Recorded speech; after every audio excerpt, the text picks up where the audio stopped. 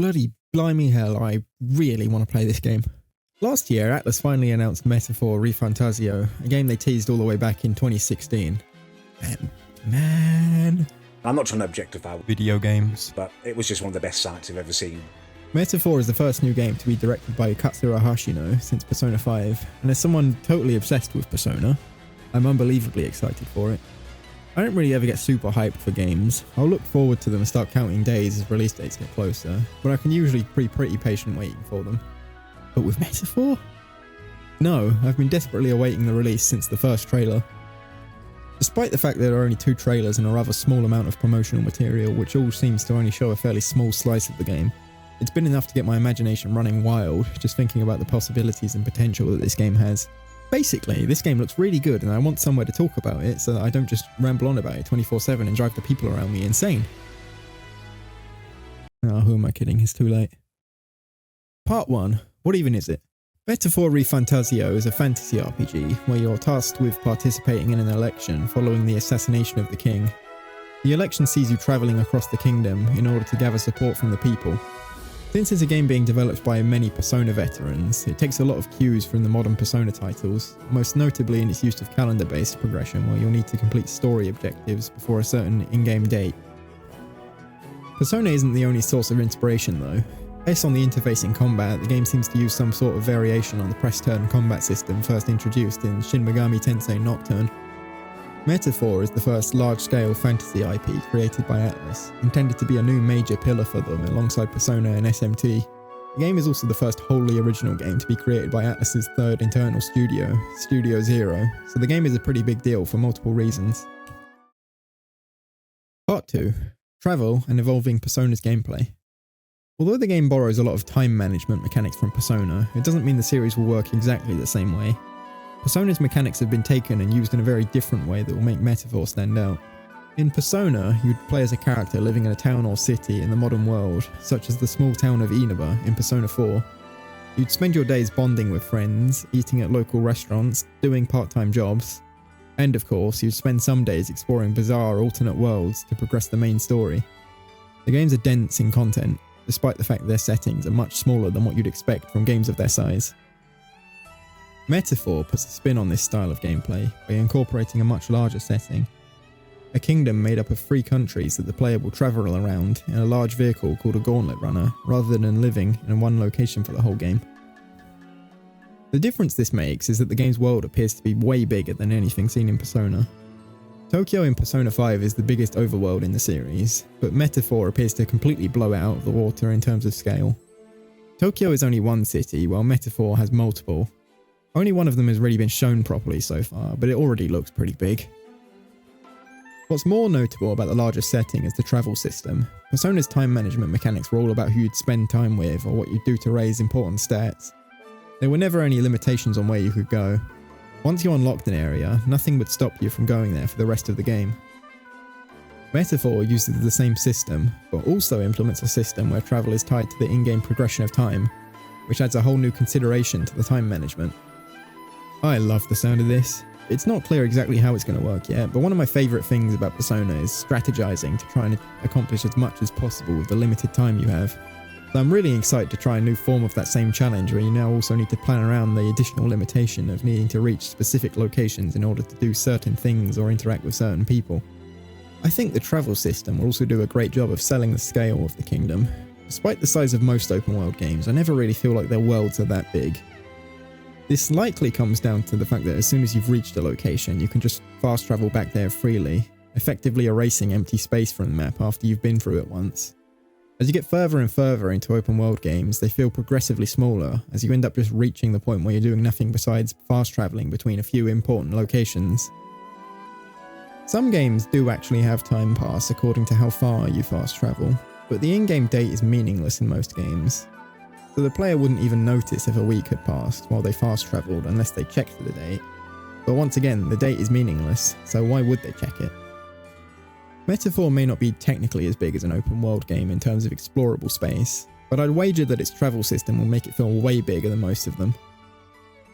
Since time is actually important in Metaphor, players will actually notice it passing as they travel, as they're tasked with choosing how to spend time while travelling on the Gauntlet Runner. Do you spend time with your allies while you travel? Or do you perform other tasks like cooking or sweeping the deck? These are the kinds of activities that can occupy your time while travelling. By giving equal focus to both the journey and destination, the game will make players feel like travelling around the kingdom takes up a notable amount of time, really selling the idea that it's a huge kingdom. Another thing I'm hoping for with the travel system is better side quests. Side quests have never really been Persona's strong suit. They were implemented best in Persona 5 in the form of mementos requests, but even those weren't really that great. With what appears to be a large amount of optional areas on the map, I'm hoping that Metaphor can have some more engaging quests. Overall, I'm glad to see they're still finding ways to innovate on the style of gameplay established by Persona. It's especially important in Metaphor's case, as this is the kind of thing that will help distinguish the game and let it stand apart from Persona as its own unique thing. Part 3. Combat and Player Freedom. One of my favourite things about Atlus RPGs is the emphasis placed on player freedom in how they choose to play the game and strengthen their party. The best example of this is the fusion system. Even in some of the Atlus games I can't really get into, I can still have a good time fusing powerful demons or personas. There aren't too many details about combat in Metaphor right now, though it is clear that it's not using the fusion system. Despite this, the archetype system, which is akin to class systems in other RPGs, appears to still provide the kind of customizability that Fusion brought to the table. Details about the system are still pretty scarce, but it appears to be focused on giving players a lot of choices about what kind of playstyles they want to adopt for each party member. The primary focus of the marketing surrounding combat so far has been on its use of both real-time and turn-based mechanics. Enemies in Metaphor can be defeated on the field entirely via action combat without initiating a turn-based battle. Useful for lower level enemies you already know you can beat easily. Alternatively, the system can be used to initiate turn-based combat with an advantage, akin to ambushing enemies in Persona. The blend of different combat styles looked really cool. It does a great job of providing the player with different choices, since, aside from bosses, anything can be defeated however you choose, so it's up to the player to engage with the system however they like. I'm not sure exactly how fleshed out the real-time mechanics will be. I do kind of get the sense that turn-based battles will still be the focus, but the inclusion of features like dodge rolling, as well as party members seemingly also being able to attack enemies on the field, makes it appear that there will be tools available for people who want to play that way, which is cool. The last thing I want to mention in regards to freedom isn't really related to the combat. It's instead to do with the level design. Areas in Metaphor look way more open and free than anything seen in Persona or most SMT games. They remind me of the areas in SMT5, which I feel were one of the best things about that game. It's hard to say exactly how populated with content the areas in Metaphor will be without playing it, but I see a lot of potential in its more open areas. They could contain all sorts of little secrets that reward exploration, or perhaps you could find some tougher fights if you're looking for a challenge. There are a lot of possibilities with the more open levels, and I hope they explore them in a way that adds to the player's freedom in gameplay. Part 4. Visuals and Music. One of the most immediately noticeable things about this game is that it looks amazing. Shugenori Soejima's style is still recognisable when looking at the characters, but a very different approach has been taken compared to Persona. Everything looks a lot more painterly, though despite the differences it also takes some cues from Persona 5 in its highly stylised menus and user interface, adapting the same UI design approach to Metaphor style to create something unique, despite its similarities. The character designs also stand apart from Persona. Persona's character designs, while expressive, are limited by the setting in terms of what can be done with them, as they need to match the contemporary setting of the series. Metaphor has no such restrictions, and so the character designs don't need to adhere to realism or any specific styles of fashion. The result is a setting full of people with fantastical characteristics, wearing clothing inspired by different influences, such as fashion trends from the 60s, unlike anything seen in Persona. The music also does a lot of heavy lifting to distinguish the game. It's not hard to hear that it takes a very different approach from Persona. We've only heard a few tracks so far, and the context for when those tracks play is completely unknown, but so far it all sounds great. And if playing Persona and SMT has taught me anything, it's that Shoji Meguro is amazing, and that Metaphor's soundtrack is in good hands. The direction he's taking with Metaphor's soundtrack is focused on religious music, specifically the kind of music that would be listened to by those practicing the religions found in the world of Metaphor. This gives the music a very grand feel, which goes along very nicely with the huge scale of the game. Part 5. Story and Themes. There's a lot that's still unknown about Metaphor's story, such as the key figures in it and what sorts of directions the story may take. But at the same time, enough has been revealed to give a good enough impression of its main premise and get me really damn excited to experience it for myself. As mentioned earlier, the story is about an election for the throne in the United Kingdom of Ukraine, following the current king's assassination. The election is cast upon the kingdom via magic at the king's funeral, beginning the race for the throne. It seems the protagonist's initial motivation isn't related to the election. He's attempting to save his childhood friend, the Prince of Ukraine, who was cursed prior to the king's assassination. The only way to lift the curse is to kill the person who cast it upon the prince. For reasons that are currently unknown, the protagonist then ends up participating in the election, possibly because it will lead him to the one who cursed the prince. While travelling the kingdom to gather support, he meets the various tribes and comes together with the members of them. Ukraine is a place of great inequality and oppression. There's a strict social hierarchy with the tribes, where certain tribes place themselves above others and mistreat the tribes they deem inferior. The protagonist is at the very bottom of this hierarchy, as a member of the rare Elder tribe, almost universally detested, branded as heretics by the state religion, and not even recognised among the 8 tribes. It seems a big focus of the story will be on forming connections and bridging gaps between the various tribes to overcome their differences. It's something quite different from Persona. Party members in that share common ground as many of them go to school together, whereas the party members in Metaphor are quite likely to have more varied origins and experiences because of their differing tribes. As for what the protagonist is looking to achieve by running in the election, it appears to be closely related to one of the game's main themes, the theme of utopias and fantasies. The protagonist owns a novel that describes a world not unlike our own, and interprets this world as a utopia. It's quite possible that his goal in getting elected is to create a utopia like the one in the novel. Of course, the world we live in isn't really a utopia, but in the eyes of the people of Ukraine, it's a fantasy. They view it in the same way we view our fantasy stories, focusing only on the idealised parts of what we see and using it as an escape from our reality. The trailers show a lot of pages from the novel where entire passages have been censored out. It's possible that the censored content is all about the uglier aspects of our world, leading to the characters only seeing the good. I think a big part of the story will be the revelation that the world in the novel isn't as much of a utopia as they thought. It's possible that the true nature of the world in the novel will have something to do with the humans. In Metaphor, humans are exceedingly dangerous kinds of monsters, with bizarre appearances. Because of humans, the world outside of the city walls is incredibly dangerous, and even the cities aren't entirely safe. Some humans are big enough to lay waste to entire cities, such as this handsome fellow here, known as Homo Avades. Despite the darker truths that likely lie beneath the surface of the novel, the game still appears to hold up a utopia as an attainable ideal to strive for, and this is where another key theme comes into play: anxiety. The game suggests that we only see a utopia as unattainable because of our anxieties, and that the path forwards is to face our fears. Facing their fears provides a very literal form of power to the main characters, as it's how they awaken to their archetypes, the dormant heroic aspects that exist within them, which allow them to magically transform their bodies into weapons.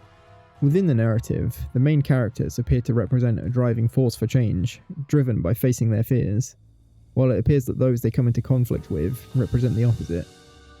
Director Hashino stated in an interview that the antagonist of this game will represent a more realistic viewpoint, which conflicts with the idealism of the main characters. In the same interview, he said that there may be some aspects of the antagonist's ideology that players may see some truth in, as there will be less of a clear-cut good versus evil conflict compared to the Persona titles he directed. I'm pretty excited to see the team's take on a more morally grey conflict compared to Persona. Part 6. Miscellaneous Stuff. There are a few more things I want to discuss, but they didn't really fit into the earlier segments, so this segment exists to cover them.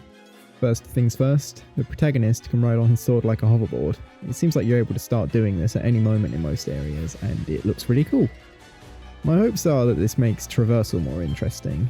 This part of the trailer appears to show the player jumping while riding the sword, so I'm hoping that there may be some more verticality in the level design if jumping is possible. The next thing is to do with the game's length. This quote here from the King states that the election will last until October. Based on the trailer, the game appears to begin in June, so if the game starts gearing up for a climax in October, it'll only be about 4 in-game months long. which seems kind of short compared to Persona, where each game is at least a minimum of 8 or so months. Honestly, I'm not sure what it might be. The game looks way too big to only be 4 months, so maybe the election is only the first part of the main story. It's hard to say right now, but I really doubt that it will only be 4 months. Finally, I just want to talk about this shot here of Homo Avades approaching the walls of the capital while the party faces it down, like, oh man, you're gonna fight that thing. Not to mention it appears to only be the first major boss. If the game starts like this, with you fighting something hundreds of times your size, then it just makes me even more excited for where it'll go later on. Conclusion. So, that's Metaphor ReFantazio. I could talk more about it, but it would probably be a lot of very directionless rambling over some pretty small details. Though if you do want to see some of the lesser known details about the game, I recommend these videos. They highlight some of the more obscure and easy to miss things that aren't getting as much attention. I've never been this excited for a game in my life, and I'm just glad to be feeling some excitement surrounding Atlus games again. A lot of their recent releases really haven't been my thing, and don't even get me started on Persona. I feel like it's not exactly in the greatest state these days. First there was the 25th anniversary where they teased several announcements, only for it to just be a few ports of some of the games. Don't get me wrong, ports are nice, it's cool that the series is no longer PlayStation exclusive, but it's not terribly exciting news if you've already played them, like me. They did finally announce some new games last year, but they don't really have me feeling very excited about the series at the moment. Persona 5 Tactica is just alright. It's fun, but not that interesting. Then, in terms of upcoming games, there's a terrible looking gacha game, and then there's Persona 3 Reload, which was exciting, until it wasn't. Okay, hi, this is me from the future here. So Reload is out now, and having played it, I do think it is a good game. It's not really that I thought it would be bad, it's more so just that it's kind of insane to me that this is the 4th version of Persona 3 now, and it's still not a definitive one. I mean, maybe there's hope. According to data mining and the current rumours, the answer will get added, which is nice. And also, Reload is a pretty huge success for Atlus right now, so maybe that success will motivate them to also add in the female protagonist as a post-launch DLC, but yeah, I don't know, it remains to be seen. And then, rumours also started up last year. There's going to be a Persona party game, which just sounds like a bad joke, to be honest. At this point, I just think Persona 6 is way overdue, and I'd rather they had Peace Studio focus on its development instead of making a load of mediocre to average spin-offs. So, because of all this, Metaphor is a huge relief. Persona 6 may not be anywhere in sight, but Metaphor is a game of the same style and scale as the mainline Persona games, and I'm as excited for it as I would be for Persona 6. I couldn't be more satisfied.